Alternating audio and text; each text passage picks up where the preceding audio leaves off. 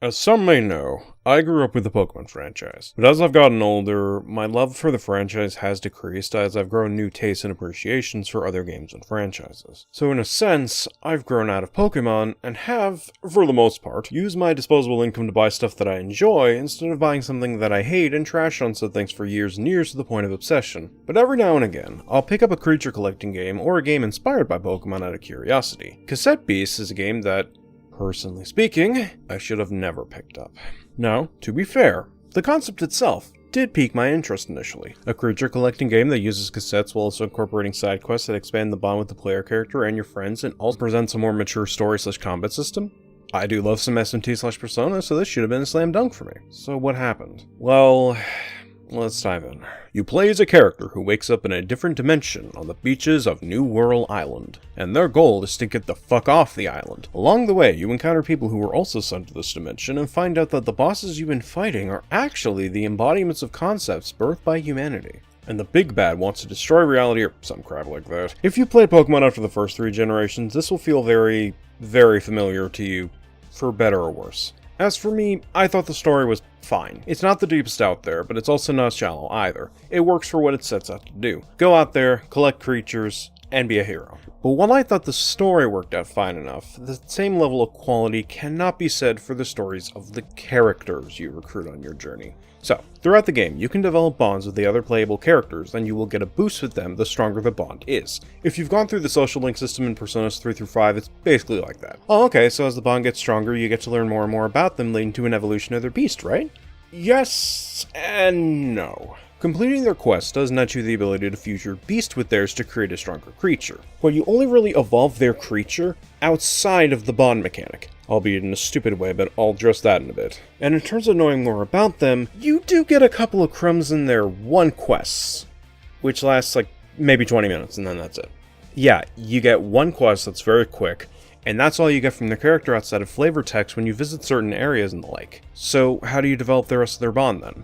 Well, you use them in battles and complete side quests. Not their side quests, just general side quests. So basically, they did one short quest that gave crumbs for the character, throw up their hands, and called it a day? Bruh. Okay, that's not entirely fair. Maybe they get developed over the course of the story, is what I would say if they actually showed up. So the way Cassette Beasts works is that you can have one party member with you at all times. Minus the extra one in battle if you use the call for help options, but that's a gameplay thing, and it does not bring another human character, just another Cassette Beast. Any other party member you recruit throughout the story will join you, while the previous one goes to this bar/coffee shop until you decide to go back and grab them. In fact, the only time you really see all your friends together for a cutscene is near the end of the goddamn game. Outside of that, they're filling their bladders until you drag their ass out of there and do their one quest before shoving them back in. Bruh. Say what you will about Persona, and it does have its issues. But not only do the cutscenes remember that the other members of your team exist, but their social link is much longer, gives far more insight into their character, and while it does have only one main quest for each of them, it's given much more time to cook, personally speaking. Here, however, it's 20 minutes basically, and that's it for their character. Are you fucking kidding me? Oh, and by the way, the social link systems I just talked about, they net you an evolved version of their persona. Boosted stats, changed design, everything. Speaking of evolutions, let's talk about that. So Cassette Beast's method of evolving these cassette creatures is by going to a rest area, and once you have 5 hearts with creatures, which you get through battles and all this other stuff, you select rest, and you'll be able to evolve them to their next stage. You wanna know how I found out about this? By looking it up online, because the game didn't really tell me anything about this mechanic, yet it could feed me information about rare fucking status conditions. Okay. Which reminds me, throughout the game, you get access to several overworld abilities via capturing certain mons, which gives you the ability to do stuff like swimming, flying, and dashing. That's fucking cool. So how do you know which ones give you these abilities? Do you get them throughout the course of the story? Do you have to do a quest? Nope. You can either run around listening to rumors that might point you in the right direction, or you have to look it up on the internet, because after the story gives you the glide ability, you're left on your own to find the rest outside of those rumors. Which, given there are plenty of rumors, it may take you a bit to find the one related to the ability you want. Because when I think of fun, collecting the equivalent of HMs by running around like a fucking idiot until I magically find it is definitely one of them. So yeah, it's either that, or spend hours and hours scanning everything until you magically get the one that you're looking for. Speaking of running around like a goddamn idiot, let's talk about how to get the fuck off the island. So you have 8 archangels to defeat in order to finish a song which will point you in the direction of where you need to go to escape the island.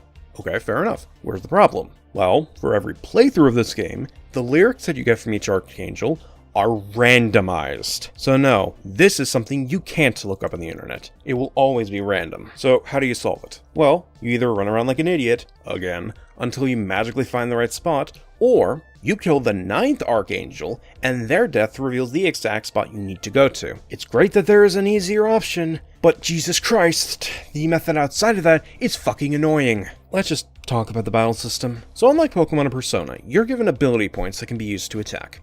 Okay, fair enough. You start with 2 or 3 without stickers. This game's a version of TMs for those wondering, and they go up by 2 or 3 after every turn. So, okay, use the weaker moves first, and then use the stronger moves when you have more points.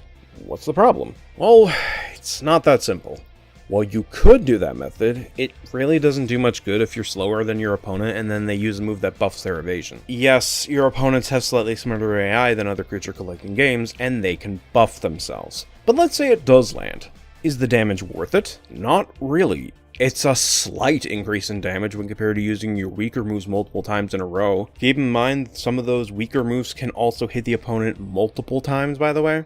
So frankly, why even bother using the high AP moves in some cases? You'd just be wasting time basically while your enemy is getting buffs up the ass. And yeah, you can use certain stickers that give you a bunch of AP/refund AP if you miss. But the problem of your opponent buffing themselves is still there, unfortunately. And even if they're not, you basically just made a killing machine that strips away any challenge.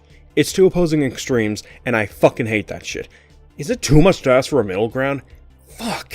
So is there anything I like about the game outside of what I mentioned about the story concept? Yes. The creatures themselves look fucking fantastic, and the music/pixel art is downright gorgeous. Easily the highlight of the game. It's just frustrating that the game portion of the video game wasn't at all my cup of tea, and that fucking sucks, because I love non-Pokemon creature collecting games. The Monster Hunter Stories trilogy was fucking fantastic. Slime Rancher 1 and 2 was fun. The Digimon games are great. The SMT games are fucking great. But Cassette Beasts just did not click with me at all, and that hurts. Because I was so fucking excited to play it after all the hype this game got. I wanted to love this game, but at every turn, it just kept pissing me off. And that sucks. But that's just me. Just because I didn't enjoy it doesn't mean that you may feel the same way, especially if you enjoy creature collecting games. It tends to go on sale once in a while, so while I personally didn't like the game, I'd recommend giving it a try at the very least. Because, who knows? Maybe you'll find a new favorite game here and I just completely missed the point of the game. Shit happens. Maybe I'm just wrong on this. And that's okay. Just because I didn't like something doesn't mean that you have to share the same belief. Give it a shot, basically. As for me, my search continues for stuff outside my comfort zone. So until we meet again, I'm David Grimm, and thank you for watching.